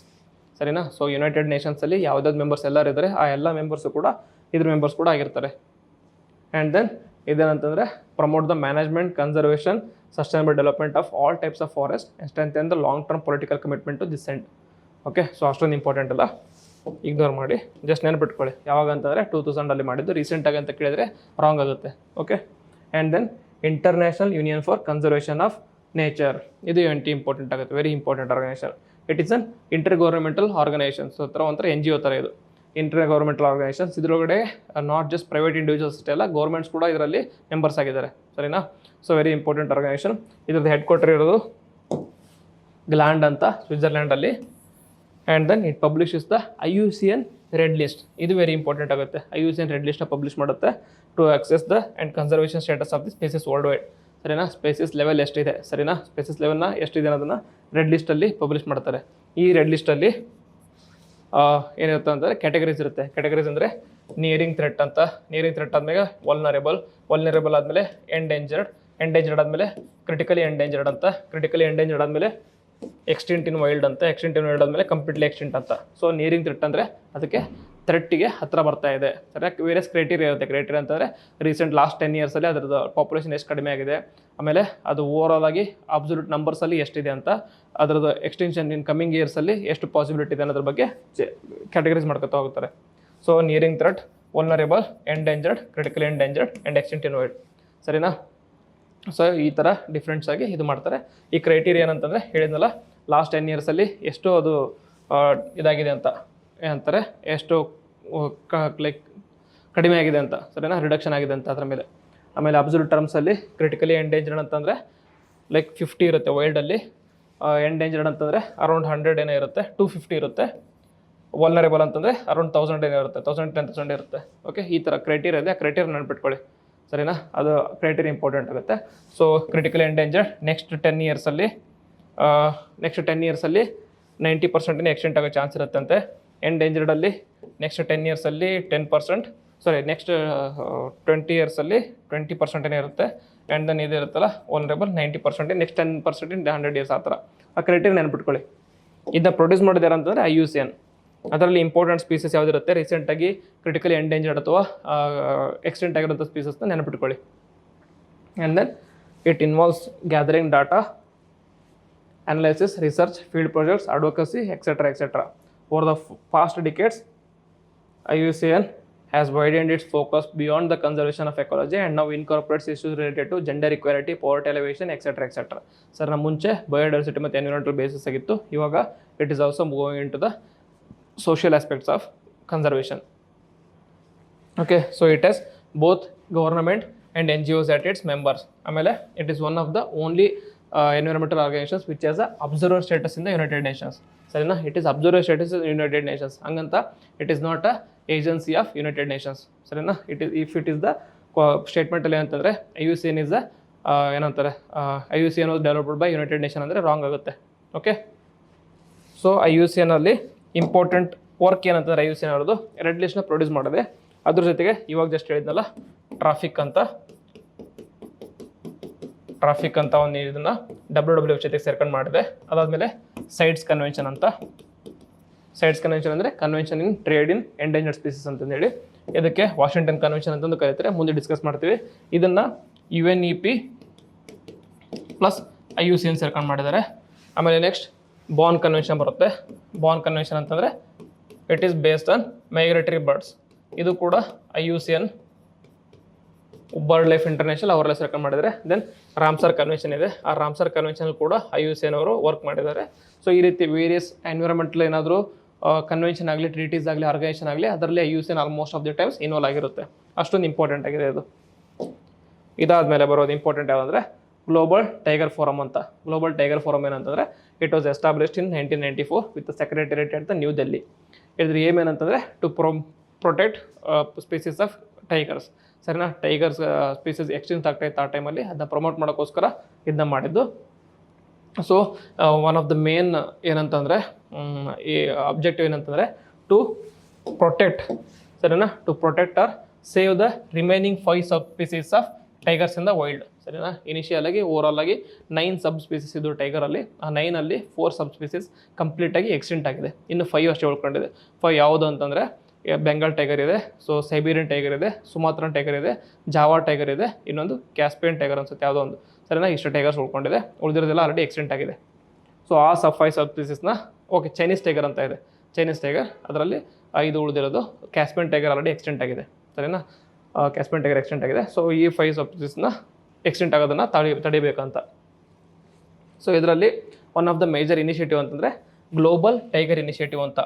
So it is an alliance of governments, international agencies, civil society and the private sector united to save the world tigers from extinction. Okay, ಇದ್ರ ಜೊತೆಗೆ Saint Petersburg declaration ಅಂತ ಬರುತ್ತೆ. Saint Petersburg ಡಿಕ್ಲರೇಷನ್ಗೆ ಇದಕ್ಕೆ ಯಾವುದ್ರ ಜೊತೆ related ಅಂತಂದರೆ it is also related to conservation of tigers. Okay, so conservation of ಟೈಗರ್ಸ್ಗೆ ಇಂಡಿಯಾದಲ್ಲಿ ನ್ಯಾಷನಲ್ ಲೆವೆಲಲ್ಲಿ ಪ್ರಾಜೆಕ್ಟ್ ಟೈಗರ್ನ ಮಾಡಿದರೆ ಅದನ್ನ ನಾಳೆ ಕ್ಲಾಸಲ್ಲಿ ನೋಡೋಣಂತೆ. ಸೊ ನೆಕ್ಸ್ಟ್ ಕ್ಲಾಸಲ್ಲಿ ನೋಡೋಣಂತೆ. ಸೊ ಇವಾಗ ಎಷ್ಟು ನೆನಪಿಟ್ಕೊಳ್ಳಿ ಟು ಗ್ಲೋಬಲ್ ಟೈಗರ್ ಇನಿಷಿಯೇಟಿವ್ ಅಂತ. So after this other important initiative ಅದ ಅಂತಂದರೆ organisations International Whaling Commission. International Whaling Commission ಅಂತಂದರೆ it regulates the it is the international convention for the regulation of whaling. 17 March 1946 it adopted the moratorium on commercial whaling. Japan, Russia oppose this moratorium. ಏನಂತಂದರೆ whales ಇರುತ್ತಲ್ಲ, so mammals, marine mammals, ಅದನ್ನು hunting ಮಾಡ್ತಾಯಿದ್ರು for the purpose of meat. ಮತ್ತು ಕೆಲವೊಂದು Scandinavian ಕಂಟ್ರೀಸಲ್ಲಿ for the purpose of entertainment ಅದಕ್ಕೂ ಕೂಡ Hunt ಮಾಡ್ತಾಯಿದ್ರು. ಆ ಹಂಟ್ ಮಾಡೋದ್ರಿಂದ ಅದು ಪ್ರಾಬ್ಲಮ್ ಆಗ್ತಾಯಿತ್ತು. ಅದನ್ನ ಕಂಟ್ರೋಲ್ ಮಾಡೋಕ್ಕೋಸ್ಕರ ಇಂಟರ್ನ್ಯಾಷನಲ್ ವೀಲಿಂಗ್ ಕಮಿಷನ್ ತಗೊಂಡ್ರು. ಸೊ ಇಂಟರ್ನ್ಯಾಷನಲ್ ವೀಲಿಂಗ್ ಕಮಿಷನ್ ರೀಸೆಂಟಾಗಿ ಏನು ಹೇಳಿದ್ರು ಅಂದರೆ, ಸೊ ಟರ್ಕ್ವೈಸ್ ವೇಲ್ ಅಂತ ಇದೆ, ಆ ಕಂಪ್ಲೀಟಾಗಿ ಎಕ್ಸ್ಟೆನ್ಷನ್ಗೆ ಬಂದಿದೆ ಅಂತ ಹೇಳಿದರೆ. ಸರಿನಾ? Extension ಅಲರ್ಟ್ನ ಜಾರಿಗೊಳಿಸಿದ್ದಾರೆ. International Whaling Commission allows non-zero whaling quotas for the aboriginal subsistence and also member nations may issue and designate specific areas as whale sanctuaries. ಆ ಥರ. ಸೊ ಅದೆಲ್ಲ ಅಷ್ಟು ಇಂಪಾರ್ಟೆಂಟ್ ಅಲ್ಲ, ಇಷ್ಟು ನೆನಪಿಟ್ಕೊಳ್ಳಿ. And then coalition against wildlife trafficking ಅಂತ. ಸರಿನಾ? It was initiated in 2005. It's a unique voluntary public private coalition. ಏನಂತಂದರೆ ಹೆಸರಲ್ಲೇ ಇದೆ, ಅಗೇನ್ಸ್ಟ್ ಟ್ರಾಫಿಕಿಂಗ್ ಅಂದರೆ ವೈಲ್ಡ್ ಲೈಫ್ನ ಟ್ರಾಫಿಕ್ ಮಾಡ್ತಿರ್ತಾರೆ for the purpose of entertainment ಅಂದರೆ ಎಕ್ಸೋಟಿಕ್ ಸ್ಪೀಸೀಸ್ನ, ಎಕ್ಸೋಟಿಕ್ ಆ್ಯನಿಮಲ್ಸ್ನ ಪೆಟ್ಟಾಗಿ ಇಟ್ಕೊಳ್ಳೋದು ಒಂದು ರೀತಿ ಹಾಬಿ ಆಗಿದೆ. ಸರಿನಾ? ವೇರಿಯಸ್ ವೆಸ್ಟರ್ನ್ ಕಂಟ್ರೀಸಲ್ಲಿ ಅದು ಆಯಿತು. ಆಮೇಲೆ ನೆಕ್ಸ್ಟು ಎಕ್ಸೋಟಿಕ್ ಸ್ಪೀಸೀಸ್ನ for the purpose of medicine ಸಾಯಿಸ್ತಾ ಇದ್ದಾರೆ. ಅದು ಎಲ್ಲದನ್ನು ಕಂಟ್ರೋಲ್ ಮಾಡೋದಕ್ಕೋಸ್ಕರ ವೈಲ್ಡ್ ಲೈಫ್ ಟ್ರಾಫಿಕಿಂಗ್ ಒಂದು ಇದು ಮಾಡಿದರು, coalition against wildlife trafficking ಅಂತಂದ. ಇದಾದಮೇಲೆ organization ITTO, international tropical timber organizations. ಹೆಸರು ಹೇಳ್ದಂಗೆ ಟಿಂಬರ್ ಕಟ್ ಮಾಡೋದನ್ನು ಕಂಟ್ರೋಲ್ ಮಾಡೋದಿರುತ್ತೆ. ಅದಾದಮೇಲೆ SCAR ಅಂತ, scientific committee on Antarctic research, is an interdisciplinary committee of international council for science. Okay, ಇಷ್ಟು ನೆನಪಿಟ್ಕೊಳ್ಳಿ. ಅಷ್ಟು ಅಂದರೆ SCAR ಅಂತಂದರೆ it is related to Antarctica. ಅಷ್ಟು ನೆನಪಿಟ್ಕೊಳ್ಳಿ. ಉಳಿದಿಲ್ಲ ಅಷ್ಟೊಂದು ನೆಸಸರಿ ಇಲ್ಲ. ಎಲ್ಲದನ್ನು ನೆನಪಿಟ್ಕೋಬೇಕಂತಂದರೆ ಆಗೋದಿಲ್ಲ, ಯಾಕಂತಂದರೆ ಅಷ್ಟೊಂದು ಟೈಮು ಕೂಡ ಇಲ್ಲ ನಿಮಗೆ. ಸೊ ಯಾವ್ದು ಇಂಪಾರ್ಟೆಂಟ್ ಅದನ್ನು ಅಷ್ಟೇ ಹೇಳ್ತೀನಿ. ಸೊ ಇದಾದಮೇಲೆ ಬರೋದು ಯಾವುದು ಅಂತಂದರೆ ಟ್ರೀಟೀಸ್ ಮತ್ತು ಅಗ್ರಿಮೆಂಟ್ಸ್. ಓಕೆ, ಸೊ ಟ್ರೀಟೀಸ್ ಮತ್ತು ಅಗ್ರಿಮೆಂಟ್ಸ್ ಇದರಲ್ಲಿ ಟೈಮ್ ಲೈನ್ ಅಂದ್ಬಿಟ್ಕೊಳ್ಳಿ. ಫಸ್ಟ್ ಬರೋದು ಅಂತಂದರೆ wetland convention on wetlands. So Ramsar convention ಬರೋದು 1971. ನೆಕ್ಸ್ಟ್ 1972 ಸ್ಟಾಕ್ಹೋಮ್ ಡಿಕ್ಲರೇಷನ್ ಬರುತ್ತೆ. ಈ ಡಿಕ್ಲರೇಷನಿಂದ ನಿಮಗೆ ಆಗಲೇ ಹೇಳಿದೆ ಔಟ್ಕಮ್ ಏನಂದರೆ ಯುನೈಟೆಡ್ ನೇಷನ್ ಎನ್ವೈರನ್ಮೆಂಟ್ ಪ್ರೋಗ್ರಾಮ್ ಆಯಿತು. 1973 international trade in endangered species ಅಂತ ಸೈಟ್ಸ್ ಅಂತ ಕನ್ವೆನ್ಷನ್ ತಗೊಂಬಂದರು under the aegis of UNEP. ಅದಾದಮೇಲೆ Nairobi declaration, it is also related to Stockholm. 10 years of Stockholm ಡಿಕ್ಲರೇಷನ್ಗೋಸ್ಕರ ಮಾಡಿದರು. ರಿಯೋ +10 ಅಂತ ಕರೀತಾರೆ. And then 1985 Vienna convention for the protection of ozone layer. ನಿನ್ನೆ ಕ್ಲಾಸಲ್ಲಿ ಡಿಸ್ಕಸ್ ಮಾಡಿದ್ವಿ, ಆಲ್ರೆಡಿ ಪ್ರೀವಿಯಸ್ ಕ್ಲಾಸಲ್ಲಿ ಡಿಸ್ಕಸ್ ಮಾಡಿದ್ವಿ ವಾಟ್ ಇಸ್ ವಿಯೆನ್ನಾ ಕನ್ವೆನ್ಷನ್, ಅದರಿಂದ ಬಂದಿರುವಂಥ ಪ್ರೋಟೋಕಾಲ್ ಯಾವುದು ಅಂದರೆ ಮಾಂಟ್ರಿಯಲ್ ಪ್ರೋಟೋಕಾಲ್ ಅಂತಲೂ ಕೂಡ ಡಿಸ್ಕಸ್ ಮಾಡಿದ್ವಿ. ಅದಾದಮೇಲೆ ನೆಕ್ಸ್ಟ್ ಅವರ್ ಕಾಮನ್ ಫ್ಯೂಚರ್ ಅಂತ, ಇದಕ್ಕೆ ಬರ್ಟ್ಲ್ಯಾಂಡ್ ರಿಪೋರ್ಟ್ ಅಂತ ಕರಿತೀವಿ. ಬರ್ಟ್ಲ್ಯಾಂಡ್ ರಿಪೋರ್ಟ್ ವೆರಿ ಇಂಪಾರ್ಟೆಂಟ್, ಯಾಕಂದರೆ it give the concept of sustainable development ಕಾನ್ಸೆಪ್ಟ್ನ ಕೊಟ್ಟಿದ್ದು ಬರ್ಟ್ಲ್ಯಾಂಡ್ ರಿಪೋರ್ಟ್ ಕೊಟ್ಟಿತ್ತು. ಅದಾದಮೇಲೆ 1992 20 years of Rio 20, so Rio +20 ಅಂತ, ಅದರಲ್ಲಿ ಅಜೆಂಡಾ 21 ಅಂತ ತೊಗೊಂಬಂದರು. 1992 framework for the convention of climate change. ಇಲ್ಲಿ 1992 ಓಕೆ ಎಕ್ಸ್ಪ್ಲೇನ್ ಮಾಡ್ತೀನಿ. 1992 ಏನಾಗುತ್ತೆ ಅಂದರೆ ರಿಯೋ ಅರ್ತ್ ಸಮಿಟ್ ಆಗುತ್ತೆ. ಓಕೆ, ರಿಯೋ ಅರ್ತ್ ಸಮಿಟ್ ಆಗುತ್ತೆ. ಈ ರಿಯೋ ಅರ್ತ್ ಸಮಿಟಲ್ಲಿ 3 ಇಂಪಾರ್ಟೆಂಟ್ ಆರ್ಗನೈಸೇಷನ್ಸ್ ಹೊರಗೆ ಬರುತ್ತೆ. ಆ 3 ಇಂಪಾರ್ಟೆಂಟ್ ಆರ್ಗನೈಸೇಷನ್ಸ್ ಯಾವುದು ಅಂತಂದರೆ UNFCCC, united nation framework for climate change ಅಂತ, UNCCD, united nations convention for combating desertification ಅಂತ, ಆ್ಯಂಡ್ ದೆನ್ UNCBD ಅಂತಂದರೆ united nation convention on biodiversity. ಇದು 3ಕ್ಕೆ ರಿಯೋ ಟ್ರಿಯೋ ಅಂತ ಕರಿತೀವಿ. ಇದೇನಂತ ಮುಂದೆ ನೋಡೋಣ, ಇಷ್ಟು ನೆನಪಿಟ್ಕೊಳ್ಳಿ. ಆ್ಯಂಡ್ ದೆನ್ ಇದಾದಮೇಲೆ ಬರುವಂಥದ್ದು ಇಂಪಾರ್ಟೆಂಟ್ ಕನ್ವೆನ್ಷನ್ಸ್ ಮತ್ತು ಟ್ರೀಟೀಸ್ ಯಾವುದು ಅಂತಂದರೆ 1992 ಬಯೋಡೈವರ್ಸಿಟಿ, 1997 ಪ್ರೋಟೋಕಾಲ್ ಟು ದ UNFCCಗೆ ಒಂದು ಪ್ರೋಟೋಕಾಲ್ ಮಾಡಿದ್ರು. ಆ ಪ್ರೋಟೋಕಾಲ್ಗೆ ಕ್ಯೋಟೋ ಪ್ರೋಟೋಕಾಲ್ ಅಂತ ಕರೀತಾರೆ. ಕ್ಯೋಟೋ ಪ್ರೋಟೋಕಾಲ್ ನಿಮಗೆ ಗೊತ್ತಿರ್ಬೋದು ಯಾವುದಕ್ಕೆ ಫೇಮಸ್ ಅಂತಂದರೆ, ಕ್ಯೋಟೋ ಪ್ರೋಟೋಕಾಲ್ ಏನು ಮಾಡುತ್ತಂದರೆ, ಕ್ಯೋಟೋ ಎಲ್ಲಿದೆ, ಜಪಾನಲ್ಲಿದೆ. ಸೊ ಈ ಪ್ರೋಟೋಕಾಲ್ ಏನು ಮಾಡಿದೆ ಅಂತಂದರೆ, it binding emission reduction treaties binding ಇತ್ತಿದ್ದು. ಇದೇ ಮಾಡುತ್ತಂದರೆ ಎಮಿಷನ್ ರಿಡಕ್ಷನ್ ಟಾರ್ಗೆಟ್ಸ್ನ ಕೊಡ್ತಾ ಇತ್ತು. ಇದನ್ನೇ emission reduction targets to specially ಯಾರಂತಂದರೆ ಡೆವಲಪ್ಡ್ ಕಂಟ್ರೀಸ್. ಇದರಲ್ಲಿ ಒಂದು ಇಂಪಾರ್ಟೆಂಟ್ ಪ್ರಿನ್ಸಿಪಲ್ ಬರುತ್ತೆ. ಏನು ಪ್ರಿನ್ಸಿಪಲ್ ಅಂದರೆ CBD, common but differential responsibilities ಅಂತ. ಯಾಕೆ ಅಂತಂದರೆ ಇಂಡಸ್ಟ್ರಿಯಲ್ ರೆವಲ್ಯೂಷನ್ ಇತ್ತಲ್ಲ, ಸೊ ಇಂಡಸ್ಟ್ರಿಯಲ್ ರೆವಲ್ಯೂಷನ್ ಆದಾಗಿಂದ ಅರ್ಥಲ್ಲಿ ಟೆಂಪ್ರೇಚರ್ ರೈಸ್ ಆಗ್ತಾ ಇದೆ, ಸರಿನಾ. ಇಂಡಸ್ಟ್ರಿಯಲ್ ರೆವಲ್ಯೂಷನಿಂದ ಬೆನಿಫಿಟ್ಸ್ನ ಯಾರು ಪಡ್ಕೊಂಡಿದ್ದಾರೆ, ವೆಸ್ಟರ್ನ್ ಡೆವಲಪ್ಡ್ ಕಂಟ್ರೀಸ್. ಅದರಿಂದ ನಾಶ ಯಾರು ಅನುಭವಿಸ್ತಾ ಇದ್ದಾರೆ ಅಂತಂದರೆ ಎಲ್ಲ ಕಂಟ್ರೀಸು. ಅದಕ್ಕೋಸ್ಕರ ಯಾರೋ ಬೆನಿಫಿಟ್ಸ್ ಆಲ್ರೆಡಿ ಪಡ್ಕೊಂಡಿದ್ದೀರಲ್ಲ, ನೀವು ಬೆನಿಫಿಟ್ಸ್ ಪಡ್ಕೊಂಡಿದ್ದೀರಾ, ಸೊ ನೀವು ಎಮಿಷನ್ ರಿಡಕ್ಷನ್ಸ್ ಜಾಸ್ತಿ ಮಾಡಿ ಅಂತ. So common but differential responsibilities ಅಂತ. ಇದರಲ್ಲಿ 2 ರೀತಿಯಾದಂಥ ಅನೆಕ್ಷರ್ 1 ಕಂಟ್ರೀಸ್ ಅಂತ, ನಾನ್ ಅನೆಕ್ಷರ್ ಕಂಟ್ರೀಸ್ ಅಂತ. ಅನೆಕ್ಷರ್ 1, ಅನೆಕ್ಷರ್ 2 ಕಂಟ್ರೀಸಲ್ಲಿ ಡೆವಲಪ್ಡ್ ಕಂಟ್ರೀಸ್ ಇರುತ್ತೆ. ಇವರಿಗೆ ಬೈಂಡಿಂಗ್ ಆಗಿ ಎಮಿಷನ್ ರಿಡಕ್ಷನ್ ಟಾರ್ಗೆಟ್ಸ್ ಕೊಟ್ಟಿದ್ರು. ನಾನ್ ಅನೆಕ್ಷರ್ ಕಂಟ್ರೀಸಲ್ಲಿ ನಾನ್ ಡೆವಲಪ್ಡ್, ಎಕ್ಸಾಂಪಲ್ ಇಂಡಿಯಾ ಆಗಲಿ, ಚೈನಾ ಆಗಲಿ, ಆ ಟೈಮಲ್ಲಿ, ಜೊತೆಗೆ ಆಫ್ರಿಕನ್ ಕಂಟ್ರೀಸ್ ಆಗಲಿ, ಅವರಿಗೆಲ್ಲ ಬೈಂಡಿಂಗ್ ರಿಡಕ್ಷನ್ ಟಾರ್ಗೆಟ್ಸ್ ಇದ್ದಿಲ್ಲ. ಸೊ ಇದೇನಾಯಿತು ಅಂದರೆ ಇದರಲ್ಲಿ 3 ರೀತಿಯಾದಂಥ ಮೆಕ್ಯಾನಿಸಮ್ಸ್ ಇದ್ದು. ಒಂದು ಇಂಟರ್ನ್ಯಾಷನಲ್ ಎಮಿಷನ್ ಟ್ರೇಡಿಂಗ್ ಅಂತ. ಸೊ ಯಾವುದೋ ಅನೆಕ್ಷರ್ 1 ಕಂಟ್ರೀಸ್ ಅಷ್ಟೇ, ಈ ಡೆವಲಪ್ಡ್ ಕಂಟ್ರೀಸ್ ಇರುತ್ತಲ್ಲ, ಅವರು ಕಾರ್ಬನ್ ಟ್ರೇಡಿಂಗ್ನ ಮಾಡ್ತಾಯಿದ್ರು. 1 ಟನ್ ಆಫ್ ಕಾರ್ಬನ್ ಇರುತ್ತಲ್ಲ, ಅದಕ್ಕೆ ಒಂದು ಕಾರ್ಬನ್ ಯೂನಿಟ್ ಅಂತ ಕರಿತಿರ್ತಾರೆ. ಆ ಕಾರ್ಬನ್ ಇದನ್ನು ಟ್ರೇಡ್ ಮಾಡ್ತಾಯಿದ್ರು ಇಂಟರ್ನ್ಯಾಷನಲ್ ಎಮಿಷನ್ ಟ್ರೇಡಿಂಗಲ್ಲಿ. ಅದಾದಮೇಲೆ ಕ್ಲೀನ್ ಡೆವಲಪ್ಮೆಂಟ್ ಮೆಕ್ಯಾನಿಸಮ್ ಅಂತ. ಕ್ಲೀನ್ ಡೆವಲಪ್ಮೆಂಟ್ ಮೆಕ್ಯಾನಿಸಮಲ್ಲಿ annexure countries and non annexure countries involve ಆಗ್ತಾಯಿದ್ರು. ಅನೆಕ್ಷರ್ ಕಂಟ್ರೀಸ್ ಏನು ಮಾಡ್ತಾಯಿದ್ರು ಅಂದರೆ ಡೆವಲಪ್ಡ್ ಕಂಟ್ರೀಸ್ ಅವರು ಕಾರ್ಬನ್ ಕ್ರೆಡಿಟ್ನ ಜನರೇಟ್ ಮಾಡೋಕ್ಕೋಸ್ಕರ ಡೆವಲಪಿಂಗ್ ಕಂಟ್ರೀಸಲ್ಲಿ ಹೋಗಿ ಕ್ಲೀನ್ ಎನರ್ಜಿಯಲ್ಲಿ ಇನ್ವೆಸ್ಟ್ ಮಾಡ್ತಾಯಿದ್ರು. ಅದರಿಂದ ಡೆವಲಪ್ ಆಗಿರುವಂಥ ಅಥವಾ ಅದರಿಂದ ಜನರೇಟ್ ಆಗುವಂಥ ಕಾರ್ಬನ್ ಕ್ರೆಡಿಟ್ ಇರುತ್ತಲ್ಲ, ಅದನ್ನು ಅವ್ರ ದೇಶದಲ್ಲಿ ಕಾರ್ಬನ್ ಎಮಿಷನ್ನ ಮಾಡೋದಕ್ಕೆ ಯೂಸ್ ಮಾಡ್ಕೊತಾಯಿದ್ರು. ಸೊ ಕ್ಲೀನ್ ಡೆವಲಪ್ಮೆಂಟ್ ಟೆಕ್ನಾಲಜಿ ಅಂತ. ಅದಾದಮೇಲೆ ಕಾರ್ಬನ್ ಆಫ್ಸೆಟ್ಟಿಂಗ್ ಅಂತ ಬರ್ತಾಯಿತ್ತು. ಕಾರ್ಬನ್ ಆಫ್ಸೆಟ್ಟಿಂಗ್ ಅಂತಂದರೆ ಕಾರ್ಬನ್ ಆಫ್ಸೆಟ್ಟಿಂಗ್ ಮತ್ತು ಜಾಯಿಂಟ್ ಇಂಪ್ಲಿಮೆಂಟೇಷನ್ ಅಂತ ಬರ್ತಿತ್ತು. ಜಾಯಿಂಟ್ ಇಂಪ್ಲಿಮೆಂಟೇಷನ್ ಅಂದರೆ it was between annexure 1 and annexure 2 countries, ಸರಿನಾ. ಓನ್ಲಿ ಅನೆಕ್ಷರ್ ಕಂಟ್ರೀಸ್ ಇರುತ್ತೆ ಅಷ್ಟೇ.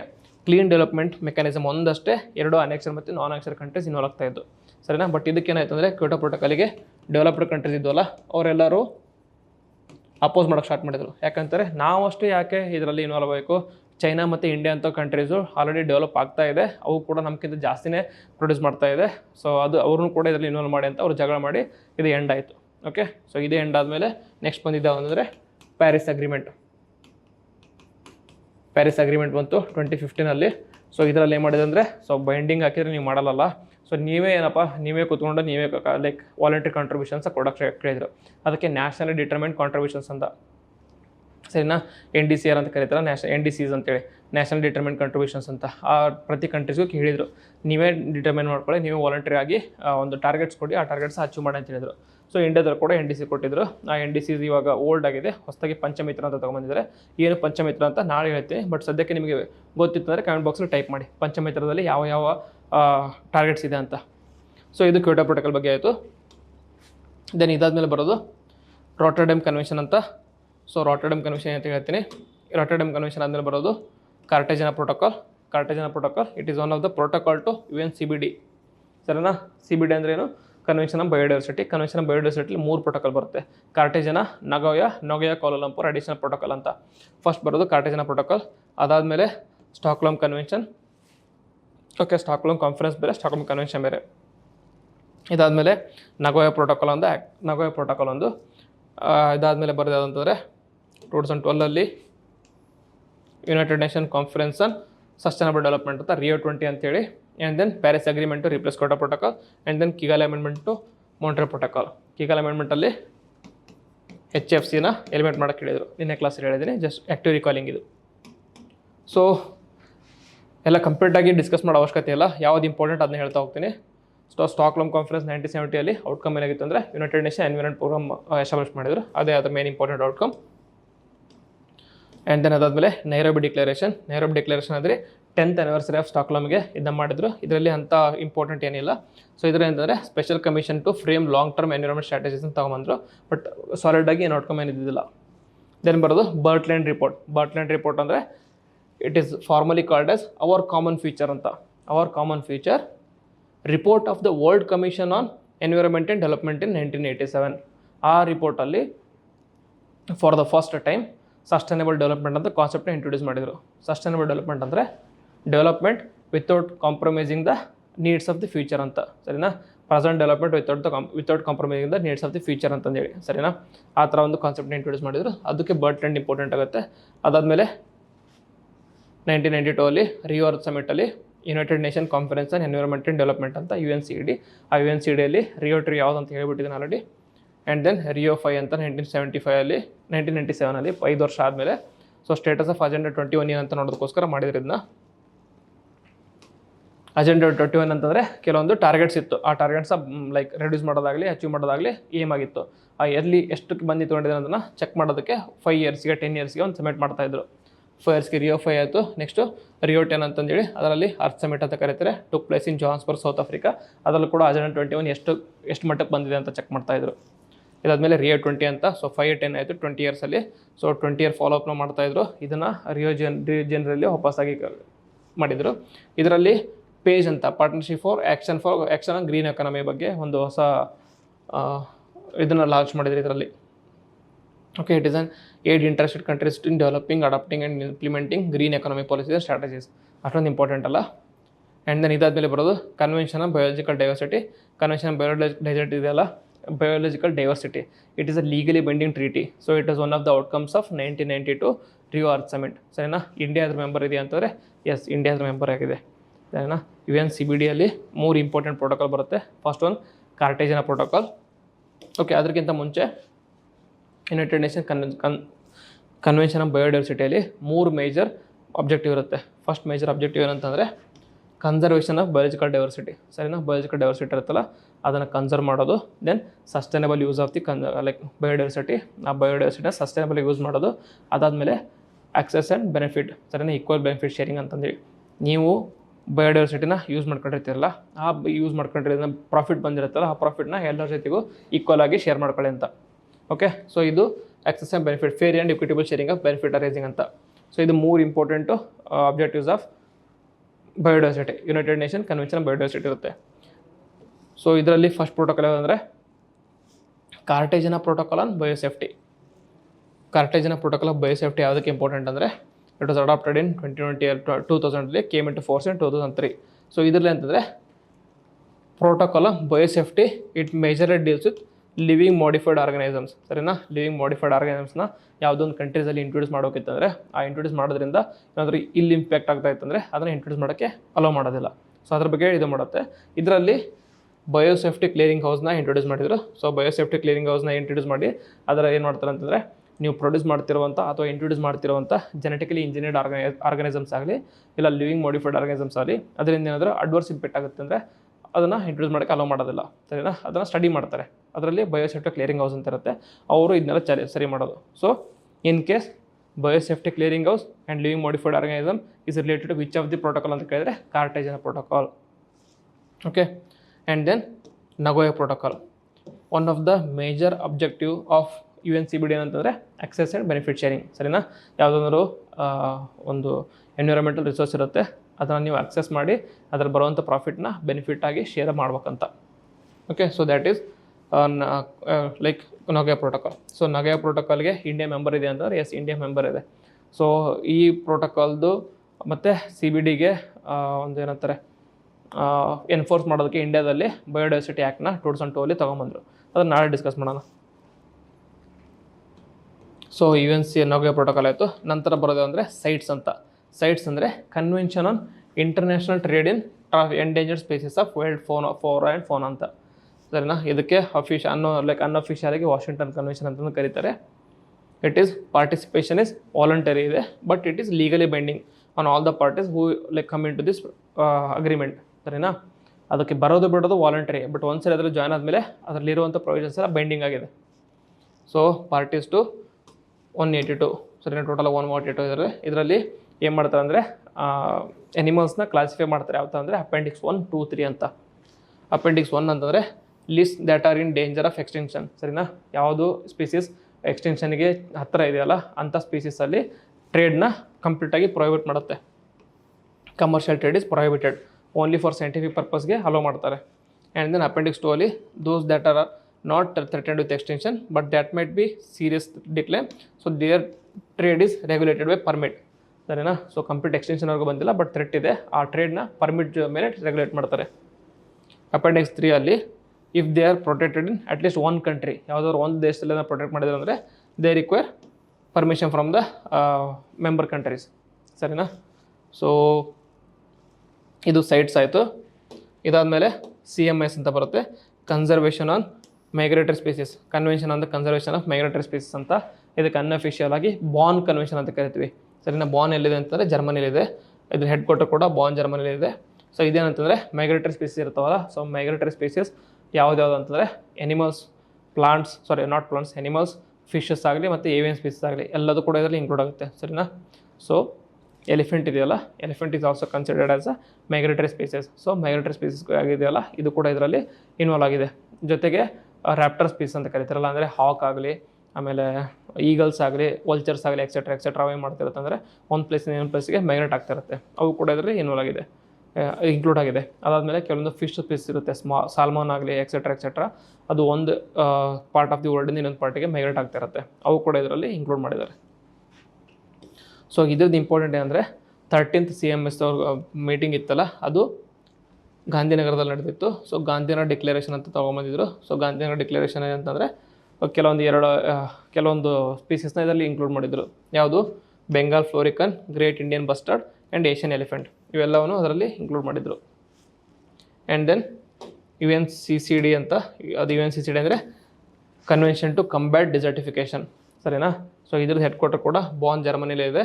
ಸೊ ಡಿಸರ್ಟಿಫಿಕೇಷನ್ ಅಂತಂದರೆ ಒಂದು ಲ್ಯಾಂಡ್ ಫರ್ಟೈಲ್ ಆಗಿತ್ತಂದರೆ ಅದಕ್ಕೆ ಲ್ಯಾಂಡ್ ಪ್ರೊಡಕ್ಷನ್ ಅಂತ ಕರೀತಾರೆ, ಸರಿನಾ. ಪ್ರೊಡಕ್ಟಿವ್ ಲ್ಯಾಂಡ್ ಅಂತ ಕರೀತಾರೆ. ಆ ಲ್ಯಾಂಡ್ ಪ್ರೊಡಕ್ಟಿವಿಟಿ ಕಡಿಮೆ ಆಗ್ತಾ ಹೋಯ್ತಂದರೆ ಅದಕ್ಕೆ ಲ್ಯಾಂಡ್ ಡಿಗ್ರೇಡೇಷನ್ ಅಂತ ಕರೀತಾರೆ. ಆ ಲ್ಯಾಂಡ್ ಡಿಗ್ರೇಡೇಷನ್ ಎಕ್ಸ್ಟ್ರೀಮ್ ಲೆವೆಲ್ ಹೋಯ್ತಂದರೆ so that once fertile land is going to turn in to a desert, ಅದಕ್ಕೆ ಅಂತ ಕರೀತಾರೆ ಡಿಸರ್ಟಿಫಿಕೇಷನ್ ಅಂತ ಕರೀತಾರೆ. ಸೊ ಈ ಡಿಸರ್ಟಿಫಿಕೇಷನ್ ಅಂತ ಭಾಳ ರಾಂಗ್ ಚಾನ್ಸ್ ಏನಂತಂದರೆ ನೆಗೆಟಿವ್ಸ್ ಜಾಸ್ತಿ ಇದೆ ಅಂತಂದರೆ ಫರ್ಟೈಲ್ ಲ್ಯಾಂಡ್ ಹೋಗಿ ಡೆಸರ್ಟ್ ಆಯ್ತು ಅಂದರೆ ಸೊ ಕ್ರಾಪ್ ಬೆಳೆಯೋದಾಗಲಿ ಬಯೋಡೈವರ್ಸಿಟಿ ಆಗಲಿ ಇರೋಕ್ಕಾಗೋದಿಲ್ಲ. ಸೊ ಇದನ್ನ ಕಂಟ್ರೋಲ್ ಮಾಡೋಕ್ಕೋಸ್ಕರ ಮಾಡಿರುವಂಥ ಕನ್ವೆನ್ಷನ್ ಅಂದರೆ United nation convention on combating desertification ಅಂತ. So it is the only convention which stems out from the recommendations of agenda 21. ಸೊ ಇದು ಕೂಡ ಸೀರಿಯಸ್ ಡ್ರಾಟ್ ಎಲ್ಲಿ ಇದೆಯಲ್ಲ, ಸೊ ಆಫ್ರಿಕನ್ ರೀಜನ್ಸ್ ಆಗಲಿ, ಇಂಡಿಯಾದಲ್ಲಿ ಥಾರ್ ರೀಜನ್ ಪಕ್ಕ ಆಗಲಿ, ಮತ್ತು interiors of the Deccan regions ಆಗಲಿ, ಅಲ್ಲೆಲ್ಲ ಕಡೆನೂ ಇದು ನೋಡ್ತಿರುತ್ತೆ. And then Vienna convention on ozone layer discuss ಮಾಡಿದ್ವಿ, ಮಾಂಟ್ರಿಯಲ್ ಪ್ರೋಟೋಕಾಲ್ ಡಿಸ್ಕಸ್ ಮಾಡಿದ್ವಿ, ಕೀಗಾಲ್ ಅಮೆಂಡ್ಮೆಂಟ್ ಕೂಡ ಡಿಸ್ಕಸ್ ಮಾಡಿದ್ವಿ. ಇದಾದಮೇಲೆ ರಾಮ್ಸರ್ ಕನ್ವೆನ್ಷನ್ ಬರುತ್ತೆ. So Ramsar convention is on wetlands. Ramsar ಎಲ್ಲಿದೆ? ಇರಾನಲ್ಲಿದೆ.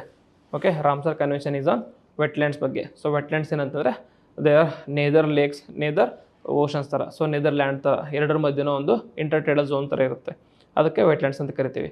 ಸೊ ವೆಟ್ಲ್ಯಾಂಡ್ ಕನ್ಸರ್ವ್ ಮಾಡೋದು ವೆರಿ ಇಂಪಾರ್ಟೆಂಟ್ ಆಗುತ್ತೆ, ಯಾಕಂತಂದರೆ they have wide range of benefits, not just from the perspective of production but also from the perspective of biodiversity and environment. ಅದಕ್ಕೆ ಅದನ್ನ conserve ಮಾಡೋದು important ಆಗುತ್ತೆ. So ಇದರಲ್ಲಿ Ramsar ಕನ್ವೆನ್ಷನಲ್ಲಿ ಸೈಟ್ಸ್ನ add ಮಾಡ್ತಾ ಹೋಗ್ತಾರೆ. ಇಂಡಿಯಾದಲ್ಲಿ ಪ್ರೆಸೆಂಟ್ಲಿ 75 ಅನಿಸುತ್ತೆ ಸೈಟ್ಸ್ ಇದರಲ್ಲಿ. ಸೊ ರೀಸೆಂಟಾಗಿ ಯಾವ ಸೈಟ್ಸ್ನ ಆ್ಯಡ್ ಮಾಡಿರ್ತಾರಲ್ಲ ಅದನ್ನ ನೋಡ್ಕೊಂಡಿರಿ. ಸರಿ, ಲಾಸ್ಟ್ ಇಯರಲ್ಲಿ ಯಾವ ಸೈಟ್ಸ್ನ ಆ್ಯಡ್ ಮಾಡಿರ್ತಾರೆ, ಯಾವ ಸ್ಟೇಟಲ್ಲಿದೆ ಅನ್ನೋದನ್ನ ನೆನ್ಪಿಟ್ಕೊಳ್ಳಿ.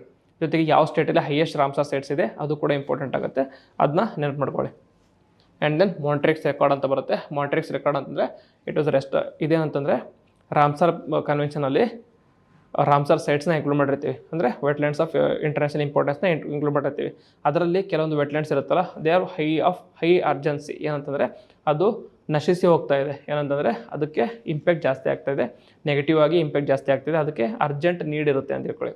ಆ ಥರವಾದಂಥ ಲೇಕ್ಸ್ನ ಅಥವಾ ಆ ಥರವಾದಂಥ ವೆಟ್ಲ್ಯಾಂಡ್ಸ್ನ ಮಾಂಟ್ರಿಕ್ಸ್ ರೆಕಾರ್ಡಲ್ಲಿ ಇನ್ಕ್ಲೂಡ್ ಮಾಡ್ತಾರೆ. Okay, so it is recommendation of the conference. It is maintained as part of the Ramsar list only. So ಇದೆ ಅಂತಂದರೆ is under the convention of Reichenfeld.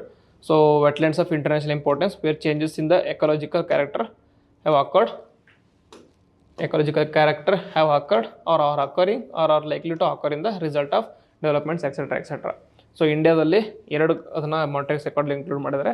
ಕೇವಲಾದೇವಿ national park ಮಣಿಪುರಲ್ಲಿ, ಇನ್ನೊಂದು ಕೇವಲಾದೇವಿ ನ್ಯಾಷನಲ್ ಪಾರ್ಕ್ ರಾಜಸ್ಥಾನದಲ್ಲಿ. So it is also natural world heritage site ಇದೆ, ನೆನ್ಪಿಟ್ಕೊಳ್ಳಿ, natural world heritage site. Then Loktak lake in Manipur. So Loktak lake ಯಾವುದಕ್ಕೆ famous ಅಂದರೆ ಅಲ್ಲಿ ಕೀಬುಲ್ ಲೆಮ್ಜೋ ನ್ಯಾಷನಲ್ ಪಾರ್ಕ್ ಇದೆ. ಕೀಬುಲ್ ಲೆಮ್ಜೋ ನ್ಯಾಷನಲ್ ಪಾರ್ಕಲ್ಲಿ ಸಂಗಾಯ್ ಅಂತ ಬರುತ್ತೆ, ಬ್ರೂ ಎಂಟರ್ ಡೀರ್ ಅಂತ, ಅದು ಎಂಡೇಂಜರ್ಡ್ ಸ್ಪೀಸೀಸ್ ಇದೆ, ಅದು ಇಂಪಾರ್ಟೆಂಟ್. ಜೊತೆಗೆ ಫುಮ್ಡೀಸ್ ಅಂತ ಅದು ಕೂಡ ಇಂಪಾರ್ಟೆಂಟ್ ಆಗಿರುತ್ತೆ.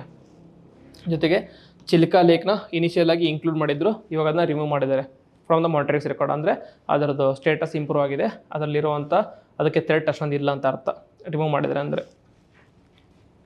ದೆನ್ ಇದಾದಮೇಲೆ Stockholm convention on persistent organic pollutants ಅಂತ. ಸೊ ಪರ್ಸಿಸ್ಟೆಂಟ್ ಆರ್ಗ್ಯಾನಿಕ್ ಪೊಲ್ಯೂಟೆಂಟ್ಸ್ ಅಂದರೆ ದೇ ಆರ್ ಪರ್ಸಿಸ್ಟೆಂಟ್ ಅಂದರೆ ಲಾಂಗ್ ಲಿವ್ಡ್ ಪೊಲ್ಯೂಟೆಂಟ್ಸ್ ಇರುತ್ತಲ್ಲ, ಜಾಸ್ತಿ ಸಮಯದವರೆಗೂ ಇರುತ್ತೆ. And then they are capable of biomagnification. ಸರಿನಾ, ಬಯೋಮ್ಯಾಗ್ನಿಫಿಕೇಷನ್ ಅಂದರೆ ಒಂದು ಲೈಕ್ ಎನ್ವಿರಾನ್ಮೆಂಟಿಂದ ಲೈಕ್ ಫಸ್ಟ್ ಕನ್ಸ್ಯೂಮರ್ಸ್ ಇರ್ತಾರಲ್ಲ ಅದು ಇನ್ಕ್ಲೂಡ್ ಮಾಡಿದಾಗ ಬಯೋ ಅಕ್ಯುಮುಲೇಷನ್ ಆಗುತ್ತೆ. ಬಯೋ ಅಕ್ಯುಮುಲೇಷನ್ ಆದಮೇಲೆ ಅಂದರೆ ಪಾಲ್ಯೂಟೆಂಟ್ ಬಯೋ ಅಕ್ಯುಮುಲೇಟ್ ಆಗುತ್ತೆ. ಬಯೋ ಅಕ್ಯುಮುಲೇಟ್ ಆಗಿ ಒಂದು ಟ್ರಾಫಿಕ್ ಲೆವೆಲಿಂದ next trophic level food channel ಹೋಗ್ತಾ ಬಯೋ ಮ್ಯಾಗ್ನಿಫೈ ಆಗ್ತಾ ಹೋಗುತ್ತೆ. So they are capable of bio magnification. ಜೊತೆಗೆ ದೇ ಆರ್ ವಾಟರ್ ಇನ್ಸೊಲ್ಯೂಬಲ್. ಸರಿನಾ, ವಾಟರಲ್ಲಿ ಈಸಿಯಾಗಿ ಡಿಸಾಲ್ವ್ ಆಗೋದಿಲ್ಲ. ಡಿಸಾಲ್ವ್ ಆಗೋದಂದರೆ ಸ್ವೆಟ್ ಆಗಲಿ ಯೂರಿನ್ ಆಗಲಿ ಬೇರೆ ರೀತಿಯಿಂದ ಹೊರಬಂದ್ಬಿಡುತ್ತೆ, ಬಟ್ ಇದು ವಾಟರಲ್ಲಿ ಡಿಸಾಲ್ವ್ ಆಗೋದಿಲ್ಲ. Instead they are fat soluble, ಫ್ಯಾಟಲ್ಲಿ ಲೈಕ್ ಡಿಸಾಲ್ವ್ ಆಗಿ ಫ್ಯಾಟಲ್ಲೇ ಸ್ಟೋರ್ ಆಗಿಬಿಡುತ್ತೆ. ಸೊ ಇದರಿಂದ ವೆರಿ ಅಂತಾರೆ ನೆಗೆಟಿವ್ ಇಂಪ್ಯಾಕ್ಟ್ ಜಾಸ್ತಿ ಇರುತ್ತೆ, ಇಂಪ್ಲಿಕೇಶನ್ ಜಾಸ್ತಿ ಇರುತ್ತೆ. ಇದನ್ನ ಕಂಟ್ರೋಲ್ ಮಾಡೋಕ್ಕೋಸ್ಕರ ಸ್ಟಾಕ್ಹೋಮ್ ಕಾನ್ಫರೆನ್ಸ್ ಅಂಡ್ POP ಅಂತ ತೊಗೊಂಬಂದರು. So India is a party to this. ಟೋಟಲಾಗಿ 180 ಮೆಂಬರ್ಸ್ ಇದ್ದಾರಂತೆ. ಸೊ ಇದರಲ್ಲಿ 3 ಥರ ಅಪೆಂಡಿಕ್ಸ್ ಇರುತ್ತೆ, ಸರಿನಾ. ಸೊ ಅಪೆಂಡಿಕ್ಸ್ 1, 2, Annexure 1, 2, 3 ಅಂತ ಇರುತ್ತೆ. Annexure 1ನಲ್ಲಿ those persistent organic pollutants which are intentionally produced but they have to be restricted, eliminated, ಸರಿನಾ. ಸೊ ಹೈಲಿ ಡೇಂಜರಸ್ ಇರುತ್ತೆ, ಇದನ್ನು ಕಂಪ್ಲೀಟಾಗಿ ಎಲಿಮಿನೇಟ್ ಮಾಡೋಕ್ಕಂತ. ಎಕ್ಸಾಂಪಲ್ ಎಂಡೋಸಲ್ಫಾನ್ ಬರುತ್ತೆ, ಆಲ್ಟಿನ್ ಅಂತ ಬರುತ್ತೆ. ಆ್ಯಂಡ್ ದೆನ್ ಸೆಕೆಂಡ್ Annexure 2 ಅಲ್ಲಿ ಅಂತಂದರೆ which are intentionally produce but they have to be restricted ಅಷ್ಟೇ, ಕಂಪ್ಲೀಟ್ ಎಲಿಮಿನೇಟೆಡ್ ಅಲ್ಲ. ಇದರಲ್ಲಿ ಎಕ್ಸಾಂಪಲ್ DDT ಬರುತ್ತೆ. And then third one unintentionally produce but are to be like restricted ಅಂತ. So ಅದು ಕೂಡ 3 type Annexure ಬರುತ್ತೆ. ಓಕೆ, ಸೊ ಇದರಲ್ಲಿ example dioxins ಆಗಲಿ, ಫೋರಾನ್ಸ್ ಆಗಲಿ, ಎಕ್ಸೆಟ್ರಾ ಬರುತ್ತೆ, ನೆನ್ಪಿಟ್ಕೊಳ್ಳಿ. ಆ್ಯಂಡ್ ದೆನ್ ಬೇಸಲ್ ಕನ್ವೆನ್ಷನ್ ಕೂಡ ವೇಸ್ಟ್ ಮ್ಯಾನೇಜ್ಮೆಂಟಿಗೆ ರಿಲೇಟೆಡ್ ಆಗಿರುತ್ತೆ. ಸೊ ಬೇಸಲ್ ಕನ್ವೆನ್ಷನ್ ಅಂದರೆ it is a treaty R convention on the transboundary movement of hazardous waste and their disposal ಅಂತ.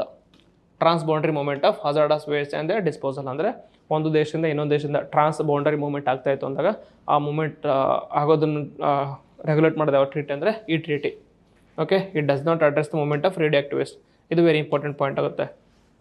ಓಕೆ, ವೇಸ್ಟ್ನ ಅಡ್ರೆಸ್ ಮಾಡುತ್ತೆ but it ignores radioactive waste. And then it minimises the amount of toxicity of waste generated to assist LACs in environmental sound management, and the objective was to stop dumping of hazardous waste from the developed countries to developing nations. ಸರಿನಾ, developed countries ಏನು ಮಾಡ್ತಾ ಇತ್ತು ಅಂದರೆ ಏನೋ ಒಂದು activity ಮಾಡಿದ್ಮೇಲೆ ಅದ್ರಲ್ಲಿ ಬರುವಂಥ ಹಜಾರ್ಡಸ್ ವೇಸ್ಟ್ನ ಡೆವಲಪಿಂಗ್ ಕಂಟ್ರೀಸಲ್ಲಿ ಡಂಪ್ ಮಾಡ್ತಾಯಿದ್ರು, ಅದನ್ನು ಇದು ರೆಗ್ಯುಲೇಟ್ ಮಾಡುತ್ತೆ. ಇದೇ ಥರ ಒಂದು ರಿಲೇಟೆಡ್ ಕನ್ವೆನ್ಷನ್ ಯಾವುದು ಅಂತಂದರೆ ರಾಟರ್ಡ್ಯಾಮ್ ಕನ್ವೆನ್ಷನ್ ಅಂತ. ರಾಟರ್ಡ್ಯಾಮ್ ಕನ್ವೆನ್ಷನ್ ಅಂದರೆ on the prior informed consent procedure for certain hazardous chemicals and pesticides in the international trade. ಅಂತಂದರೆ ಯಾವುದೋ ಒಂದು ಕೆಲವೊಂದು ಪೆಸ್ಟಿಸೈಡ್ಸ್ ಇರುತ್ತೆ, ಕೆಲವೊಂದು ಹಜಾರ್ಡಸ್ ಕೆಮಿಕಲ್ಸ್ ಇರುತ್ತೆ. ಆ ಕೆಮಿಕಲ್ಸ್ನ ಒಂದು ದೇಶದಿಂದ ಇನ್ನೊಂದು ದೇಶಕ್ಕೆ ಎಕ್ಸ್ಪೋರ್ಟ್ ಮಾಡ್ಬೇಕಂದಾಗ ಆ ಎಕ್ಸ್ಪೋರ್ಟ್ ಮಾಡ್ತಿರುವಂಥ ದೇಶ ಮತ್ತು ಇಂಪೋರ್ಟ್ ಮಾಡ್ತಿರುವಂಥ ದೇಶಕ್ಕೆ ಕಂಪ್ಲೀಟಾಗಿ ಮುಂಚೆನೇ ಇನ್ಫಾರ್ಮ್ದಾಗಿ ಇರಬೇಕು. ಸರಿನಾ? ಪ್ರಯರ್ ಇನ್ಫಾರ್ಮ್ ಕನ್ಸೆಂಟ್ ಅಂದರೆ ಮುಂಚೆನೇ ರಿಪೋರ್ಟರ್ ದೇಶ ಇರುತ್ತಲ್ಲ, ಇಂಪೋರ್ಟರ್ ದೇಶಕ್ಕೆ ಮುಂಚೆನೇ ಕಂಪ್ಲೀಟಾಗಿ ಇನ್ಫಾರ್ಮೇಷನ್ ಗೊತ್ತಿರಬೇಕು. ಅದ್ರ ಬಗ್ಗೆ ಆ ಇನ್ಫಾರ್ಮೇಷನ್ ಗೊತ್ತಾದ್ಮೇಲೆ ಅವರು ಕನ್ಸೆಂಟ್ ಕೊಟ್ಟಿರಬೇಕು, ಅಂದರೆ ಅಪ್ರೂವ್ ಕೊಟ್ಟಿರಬೇಕು. ಅವಾಗಷ್ಟೇ ಆ ಟ್ರಾನ್ಸ್ಮಿಟ್ ಮೂವ್ಮೆಂಟ್ ಅಲೋ ಮಾಡ್ತಾರೆ ಅಂತ ಅರ್ಥ. ಓಕೆ, ಸೊ ಇದು ರಾಟರ್ಡಮ್ ಕನ್ವೆನ್ಷನ್ ಆಯಿತು. ಆ್ಯಂಡ್ ದೆನ್ ಅದಾದಮೇಲೆ ಮಿನಾಮಾಟ ಕನ್ವೆನ್ಷನ್ ಮರ್ಕ್ಯುರಿ ಅಂತ. ಓಕೆ, ಮಿನಾಮಾಟ ಕನ್ವೆನ್ಷನ್ ಮರ್ಕ್ಯುರಿ ಇದೆ ಅಂತಂದರೆ, ಸೊ ಮಿನಾಮಾಟ ಅನ್ನೋದು ಇಟ್ ಈಸ್ ಅ ಡಿಸೀಸ್. ಸರಿನಾ? ಈ ಒಂದು ಡಿಸೀಸ್ ಬರ್ತಾಯಿತ್ತು. ಆ ಡಿಸೀಸ್ ಯಾವುದರಿಂದ ಆಗ್ತಿತ್ತು ಅಂದರೆ ಮರ್ಕ್ಯುರಿ ಕಾನ್ಸಂಟ್ರೇಷನ್ ಜಾಸ್ತಿ ಆದಾಗ. ಸೊ ಈ ಮರ್ಕ್ಯುರಿ ಕಾನ್ಸಂಟ್ರೇಷನ್ ಆಗ್ತಂದರೆ ನಾರ್ಮಲ್ ಆಗಿ ಶೆಲ್ ಫಿಶ್ ಅಂತ ಬರುತ್ತೆ. ಓಕೆ, ಶೆಲ್ ಫಿಶಲ್ಲಿ ಏನು ಮಾಡ್ತೀವಿ ಅಂದರೆ ಈ ಮರ್ಕ್ಯುರಿನ ಅದು ಸೇವನೆ ಮಾಡ್ತಾಯಿತ್ತು. ಸೇವ್ ಮಾಡಿದಾಗ ಸೊ ಬಯೋ ಅಕ್ಯುಮುಲೇಟ್ ಆಗ್ತಾ ಬಯೋ ಮ್ಯಾಗ್ನಿಫೈ ಆಗ್ತಾ ಹ್ಯೂಮನ್ ಬೀಯಿಂಗ್ಸ್ ಏನಾದರೂ ಆ ಶೆಲ್ ಫಿಶ್ನ ಕನ್ಸ್ಯೂಮ್ ಮಾಡಿದಾಗ ಅವರಿಗೆ ಮಿನಾಮೋಟೋ ಡಿಸೀಸ್ ಬರ್ತಾಯಿತ್ತು. ಮಿನಾಮೋಟೋ ಡಿಸೀಸಿಂದ ಜನ ಸಾಯಕ್ಕೆ ಸ್ಟಾರ್ಟ್ ಮಾಡಿದ್ರು. ಆವಾಗ ಇದನ್ನು ಸ್ಟಡಿ ಮಾಡಿದಾಗ ಏನು ಗೊತ್ತಾಯಿತು ಅಂದರೆ off the coast of Japan ಸಿಯಲ್ಲಿ ಲೈಕ್ ಹೈ ಕಾನ್ಸಂಟ್ರೇಷನ್ ಆಫ್ ಮರ್ಕ್ಯುರಿನ ಡಂಪ್ ಮಾಡಿದರೆ ಅದರಿಂದ ಮಿನಾಮೋಟೋ ಡಿಸೀಸ್ ಬರ್ತಾಯಿದೆ ಅಂತೇಳಿ. ಸೊ ಇದನ್ನ ಕಂಟ್ರೋಲ್ ಮಾಡೋಕ್ಕೋಸ್ಕರ ಮಾಡಿದ ಕನ್ವೆನ್ಷನ್ ಅಂದರೆ Minamata convention on mercury. It is a United Nation treaty. So Rotterdam convention ಕೂಡ United Nation treaty, Basel convention ಕೂಡ United Nation treaty, Stockholm convention ಕೂಡ ಯುನೈಟೆಡ್ ನೇಷನ್ ಟ್ರೀಟಿ. ಸರಿನಾ? ಇವೆಲ್ಲ ಯುನೈಟೆಡ್ ನೇಷನ್ ಟ್ರೀಟಿ. ಸೊ ಇದರಲ್ಲಿ ಏನಂತಂದರೆ phase down the mercury use in the number of production processes. ಸರಿನಾ? So ಜೊತೆಗೆ ಇನ್ನೊಂದು ಇಂಪಾರ್ಟೆಂಟ್ ಸಬ್ ಟಾಪಿಕ್ ಏನಂತಂದರೆ GF ನೋಡಿದ್ವಿ. GF ಅಂದರೆ ಗ್ಲೋಬಲ್ ಎನ್ವಿರಾನ್ಮೆಂಟ್ ಫೆಸಿಲಿಟಿ ಅಂತ. It is a fund. Okay, so which is kept together by world bank, UNDP and UNEP. So ಇವೆಲ್ಲ institute ಕೂಡ ಇದರ ಇನ್ವಾಲ್ವ್ ಆಗಿರುತ್ತೆ.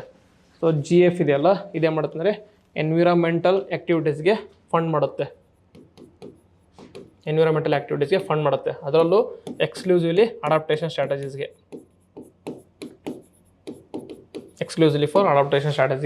ಇದರಲ್ಲಿ 2 ಟೈಪ್ಸ್ ಆಫ್ ಫಂಡ್ ಇರುತ್ತೆ. ಒಂದು ಲೀಸ್ಟ್ ಡೆವಲಪ್ಡ್ ಕಂಟ್ರೀಸ್ ಫಂಡ್ ಅಂತ, LDC least developed countries fund ಅಂತ. So ಈ ಫಂಡ್ಸ್ನ ಎಕ್ಸ್ಕ್ಲೂಸಿವ್ಲಿ ಲೋ ಡೆವಲಪ್ಡ್ ಕಂಟ್ರೀಸ್ ಇರುತ್ತಲ್ಲ ಅವ್ರಿಗೆ ಅಷ್ಟೇ ಕೊಡ್ತಾರೆ. ಇದಾದ್ಮೇಲೆ ನೆಕ್ಸ್ಟ್ ಏನು ಬರುತ್ತೆ ಅಂದರೆ